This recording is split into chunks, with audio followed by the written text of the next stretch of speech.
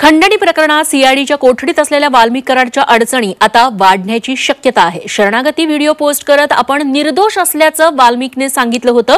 मात्र आता वाल्मिक कराड आणि पवनचक्की खंडणी प्रकरणातील एक मोठा आणि महत्त्वाचा दुवा सीआयडीच्या हाती लागलाय। पाहूया त्या संदर्भातला एक स्पेशल रिपोर्ट। खंडणी प्रकरणात अटकेत असलेल्या वाल्मिक कराडचा पाय आणखी खोला जाणार आहे, कारण वाल्मिक कराड आणि पवनचक्की खंडणी प्रकरणातील एक महत्त्वाचा दुवा सीआयडीच्या हाती लागलाय।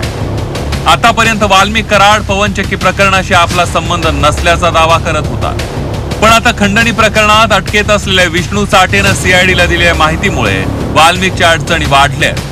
वाल्मिक कराड आणि पवनचक्की कंपनीच्या अधिकाऱ्यांचं फोनवरून संभाषण झालं होतं, अशी मोठी कबुली चाटेनं दिली आहे।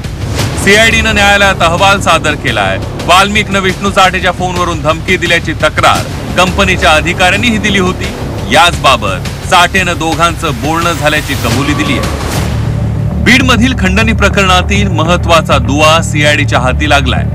वाल्मिकने पवनचक्की अधिकाऱ्यांशी माझ्या फोनवरून संभाषण केलं अशी कबुली विष्णू चाटेनं दिली आहे, तर वाल्मिकने माझ्याच फोनवरून पवनचक्की अधिकाऱ्यांना धमकी दिल्याचंही चाटेनं कबूल केलं।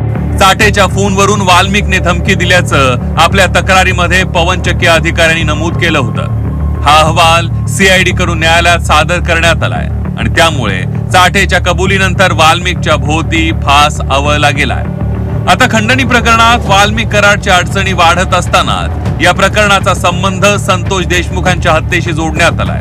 याचं कारण म्हणजे याच खंडणी प्रकरणातील नंतरच्या घडामोडींमध्ये आरोपींनी संतोष देशमुखांची हत्या केली आहे। वाल्मिकने खंडणीसाठी दिलेल्या धमकीपासून हत्येपर्यंतच्या सर्व घटना परस्परांमध्ये गुंतलेल्या आहेत। त्यामुळे वेगात तपास करत वाल्मिक कराडला संतोष देशमुख हत्या प्रकरणात सहआरोपी करावा अशी मागणी जोर धरू लागली आहे। विशाल करोळे, झी 24 तास, बीड।